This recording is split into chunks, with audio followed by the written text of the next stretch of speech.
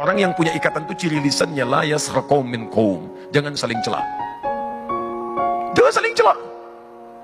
Jadi lisan orang yang punya hubungan dengan Allah itu, karena Allah Maha Baik, Allah itu suci, maka yang punya hubungan dengan Allah tidak akan menodai kebaikan Allah dengan menggunakan lisannya pada yang kotor.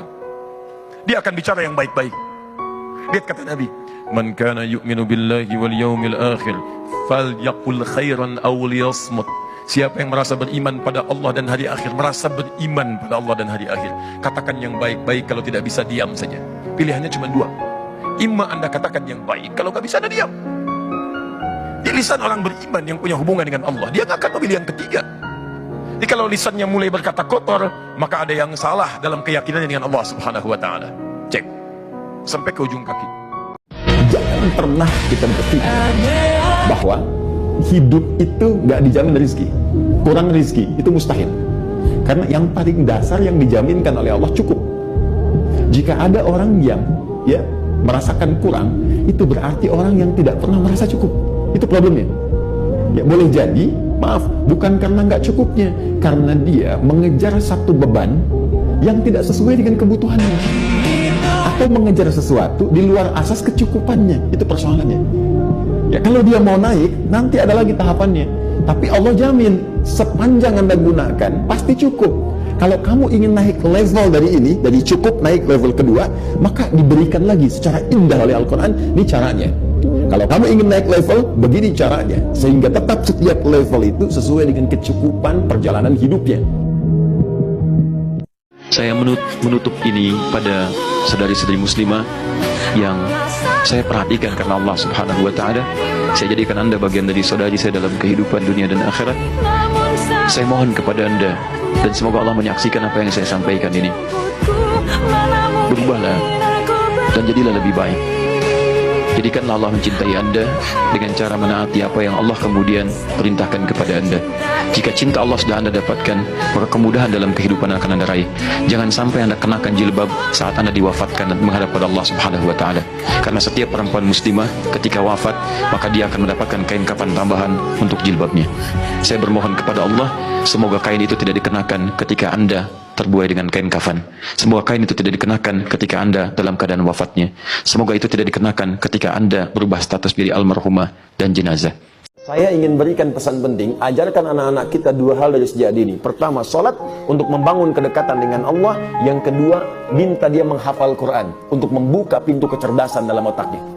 Ya, penghafal Quran itu sudahlah, kalau menghafalnya benar, meningkat minimal 3 kali lipat kecerdasan pada jiwanya. Cepat itu, cepat. Ya itu sudah di riset dari luar, sudah ada. Riset terakhir menunjukkan bahwa kenapa penghafal Quran yang benar banyak yang pintar, karena Quran sendiri setidaknya punya 52.000 kosakata.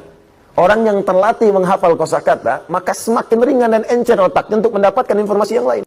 Biasakan begini, menerima pendapatan dari manapun, walaupun bukan gaji atau apapun, cobalah untuk keluarkan dari situ, niatkan sebagai sedekah. Saya ulang ya, menerima berapa peser pun dari manapun pendapatan, coba antum keluarkan sebagai sedekah. Bisa 2,5%, 5%, keluarkan aja. Bagi siapa.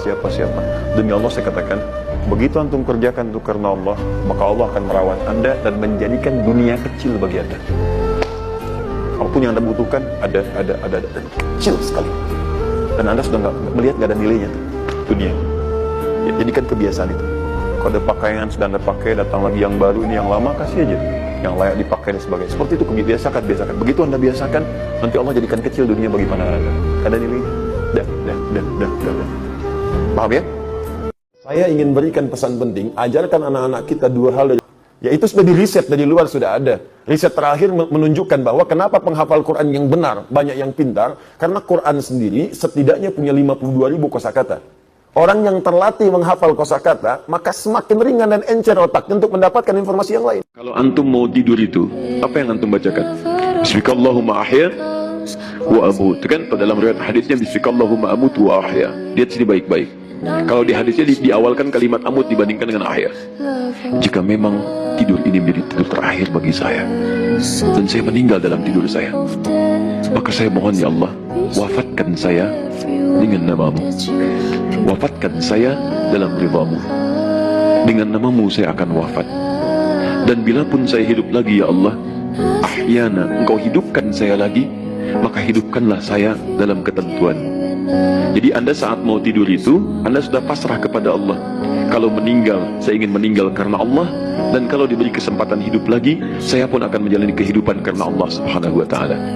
Nanti kalimat ini diucapkan sebelum tidur, setelah Anda berevaluasi diri, kira-kira sampai dengan malam itu mau tidur, kebaikan apa yang sudah Anda kumpulkan, kesalahan apa yang sudah Anda kerjakan.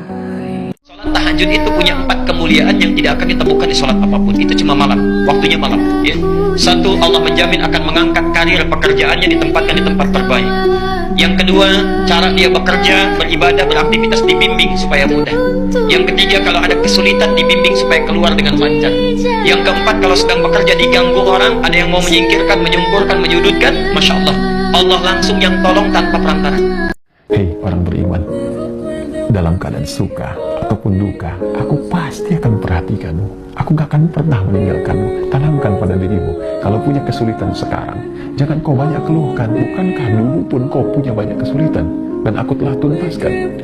Maka apakah 1000 kesulitan yang dulu yang telah aku selesaikan, berikan solusi, akan dikalahkan dengan satu persoalan ini saja?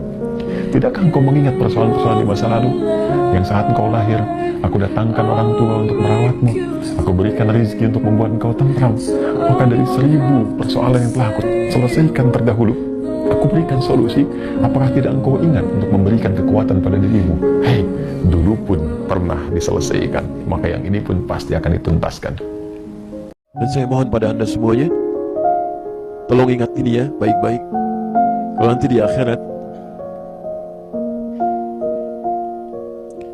Anda tidak temukan saya di surga, tolong ingatkan kepada Allah, saya pernah ada di sini. Saya pernah ada di sini. Tolong ingatkan.